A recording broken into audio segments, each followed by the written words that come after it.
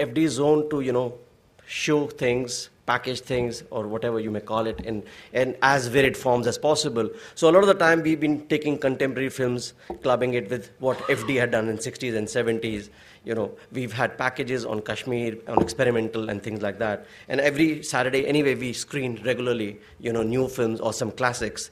And Shashwati will take us through this journey of, having born and brought up in Dehradun, started in Delhi, went to temple, and now is living in Dehradun, Taiwan, and America, right? So that will be, it will be great if you can, chart out this journey for us. What was exciting for me as a curator when I saw her work is that even though, she starts, a lot of her work is very experimental. She's done a lot of short films and animation films.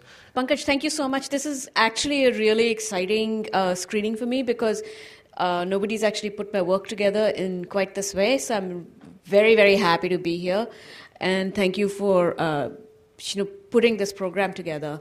I love doing the work, but what I found was it was a very sort of Anglo, white male sort of domain and seemed to be sort of run by hippie fascists, and so you can eat all the granola bars you want, but when you fart, I swear it smells just as bad as anybody else's, so what happened was I realized that I like making the work, but I really sort of didn't like being part of that world too much, and and I pretty much sort of got as high as you possibly can. My work was in the Whitney Biennial, which, if you know anything about the American art scene, that's sort of, it's one of those things that like makes an artist's career and so on and so forth. And, and I went to this like art opening. I wore black, as you're supposed to do, and I just looked bored and, snooty. But I didn't really enjoy the experience. So that's why I'm so excited that you put this program together, because it really just sort of encapsulates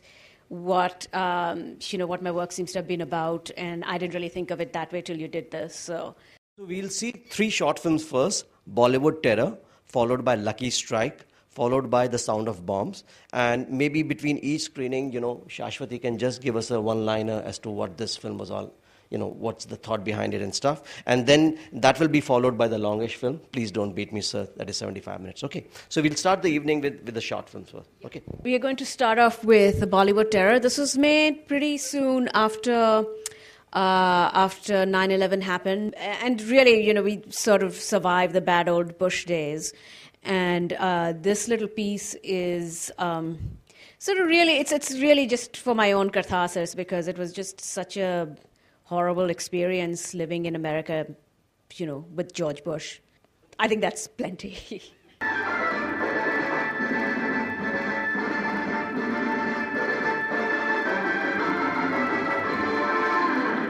This nation of ours has got a solemn duty.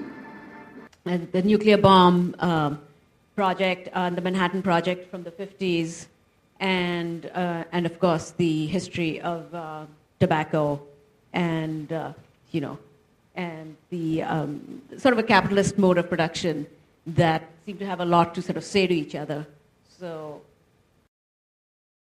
I'd like to actually sort of go over to sort of Japan. And the next piece you're going to see, it's sort of, it's a very recent piece. I just did this a couple of months ago. And this sort of comes from my being in East Asia for the last 6 years or so. And also this wonderful story written by a Bangladeshi American writer called Sharbari Zora Ahmed, whose story this is based on. The next piece that you're going to see, The Sound of Bombs.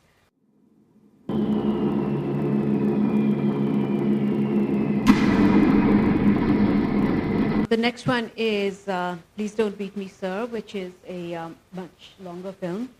And that one sort of came about because I'd made a documentary on Mahashweta Devi, and she had been very, very active in starting the denotified tribes movement. And at that time, I had met the subject of this film, which is a theater group from Charanagar in Ahmedabad that comes from the Chara tribe, which is a denotified tribe.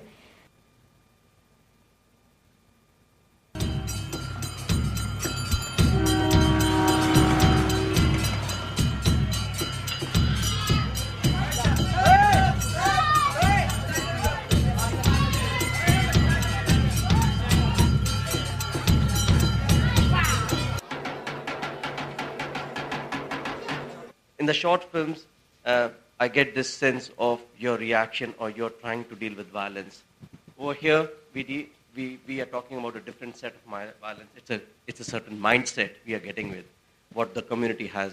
Where are you coming from? Why these kind of films? Well, I don't know if this answers your question, but just in keeping with the theme of violence, a very sort of strong theme in Please Don't Beat Me, Sir, and for us, was discovering sort of a historical sense of the violence that not only sets a community on its journey, but just sort of becomes embodied in their lives in a particular way where they're, still sort of victims of violence, but they also perpetrate it within themselves, especially on the women of the community. And I suppose it's a longer project, gives you the scope to really get into that complexity and to sort of unpeel sort of the layers of how violence unfolds in people's lives and in the lives of communities.